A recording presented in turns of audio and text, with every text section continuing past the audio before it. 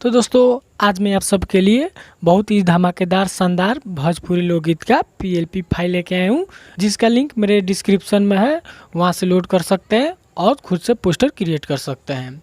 और दोस्तों मैं आप सबको एक बात बता देना चाहता हूँ कि अगर आप सब मेरे चैनल पर नए हैं तो चैनल को सब्सक्राइब करें और वीडियो अच्छा लगे तो वीडियो को लाइक करें, शेयर करें, ताकि मैं जब भी कोई वीडियो डालूँ उसका नोटिफिकेशन आप तक पहुँचता रहे। तो दोस्तों मेरे वीडियो को लास्ट तक देखते रहे क्योंकि वीडियो में पासवर्ड लगा है। ठीक है, तो यहाँ पे आप सबका ज़्यादा टाइम नहीं लेंगे, वीडियो स्टार्ट करते हैं।